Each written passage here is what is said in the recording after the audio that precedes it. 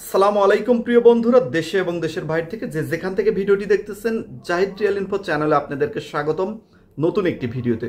আজকের টপিক হচ্ছে, আমি পূর্বের একটি ভিডিওতে সরকারের কাছে প্রস্তাব দিয়েছিলাম যে 10 লক্ষ প্রবাসীকে অথবা 10 লক্ষর কম বেশি যাই হোক প্রবাসীকে বিনা খরচে যেন বিদেশ পাঠানোর ব্যবস্থা করা হয়। সেই কাজ কতদূর অগ্রগতি হচ্ছে অথবা কিভাবে এগিয়ে যাচ্ছে, এটা সর্বশেষ আপডেট নিয়ে আসলাম আপনাদের জন্য। এখানে একটি দারুণ গুড নিউজ আছে। নানান রকম তথ্যের ভিতরে, নানান রকম গুজব তথ্যের ভিতরে আপনাদের মাঝে সত্য একটি তথ্য নিয়ে হাজির হলাম। সেটা হচ্ছে, আমাদের যে প্রবাসীদেরকে বাইরে পাঠানোর যে পরিকল্পনা, সেটি কিন্তু অনেকটাই কাজ এগিয়ে গেছে। যদিও এখন পর্যন্ত মন্ত্রণালয় থেকে সেরকম কোনো ঘোষণা আসেনি, তবে বিগত একটি ব্রিফিংয়ে কিন্তু আসিফ নজরুল স্যার এখানে টাচ করেছিলেন যে এই বিষয়টি নিয়ে কাজ করা হচ্ছে। তবে এখন পর্যন্ত জানা গেছে যে অনেক বিষয় কাজ অগ্রগতি এসেছেন এবং নানা রকম হ্যারাসমেন্টের কারণে বর্তমান যে সরকার, সেটি নানান রকম চাপের কারণে এই কাজগুলো নিয়ে সুন্দরভাবে প্রকাশ করতে পারতেছে না।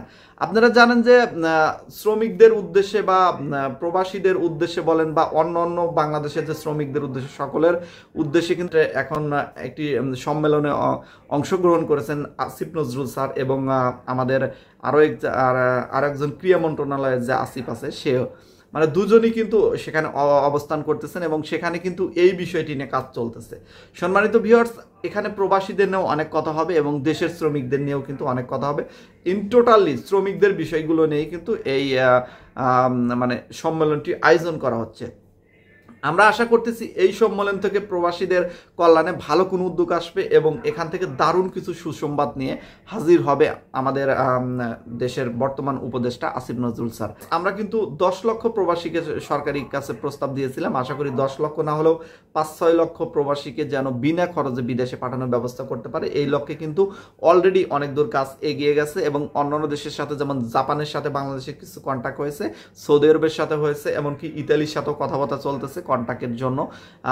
কুয়েতের সাথে কিছু কন্ট্যাক্ট হয়েছে, যেমন 1200 ভিসা অলরেডি বিনা টাকাতে পেয়ে গেছে সরকার। এটা সরকারিভাবে অল্প কিছু দিনের ভিতরই পরীক্ষার মাধ্যমে রানিং হয়ে যাবে।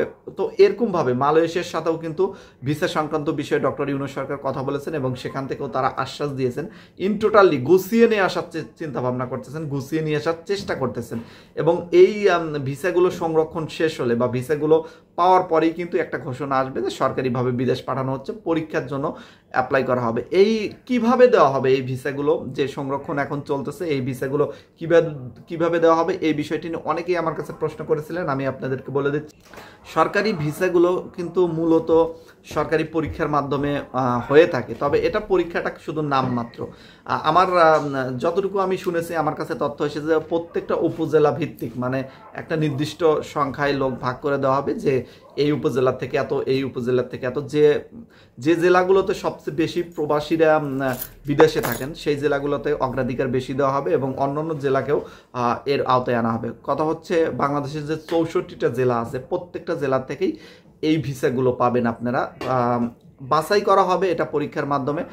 এখানে ক্যাটাগরি থাকবে, যেমন ক্লিনার ক্যাটাগরি আছে, লেবার ক্যাটাগরি আছে, ড্রাইভিং ক্যাটাগরি থাকবে, ইলেকট্রিশিয়ান ক্যাটাগরি থাকবে, বা যে ভিসা আসবে সেই ভিসার ক্যাটাগরির উপর নির্ভর করে কিন্তু এই পরীক্ষা নেওয়া হবে এবং সেখান থেকে নির্দিষ্ট সংখ্যক লোকই কিন্তু আপনারা চান্স পাবেন। তবে এখানে পরীক্ষাগুলো কিন্তু খুবই সহজ হবে, আপনারা ভয় পাওয়ার কিছু নেই, খুবই সিম্পল কিছু পরীক্ষা হবে। অথবা পরীক্ষা শেষ হলে হয়তো 3 দিনের ট্রেনিংয়ের ব্যবস্থা করা হবে সরকারিভাবে এবং এই ট্রেনিং শেষ করলে যারা ভিসা পাবেন তাদেরকে ট্রেনিং দেওয়া হবে এবং ভিসা প্রসেসিংয়ের কাছে অগ্রাধিকার দেওয়া হবে। ভিসা প্রসেসিং করার পরে আপনাদেরকে নিজ নিজ দেশে পাঠিয়ে দেওয়া হবে যে দেশের ভিসা আপনারা পাবেন।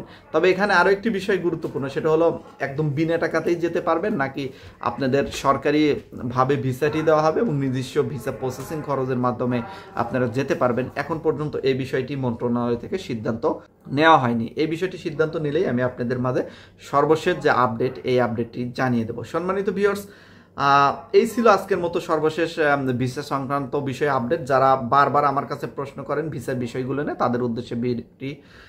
তাদের উদ্দেশ্যে ভিডিওটি করে দিলাম। আসলে এই বিষয়টি খুবই গুরুত্বপূর্ণ, যার কারণে এই বিষয়টি নিয়ে আমি আপনাদের মাঝে কথা বললাম। সকল প্রবাসী ভাই ও বোনেরা এবং যারা নতুন প্রবাসগামী, মানে নতুন প্রবাসে আসতে চান, সকলের জন্য শুভকামনা জানিয়ে আজকের মতো এখানে বিদায় নিচ্ছি। সবাই ভালো থাকবেন। আল্লাহ হাফেজ।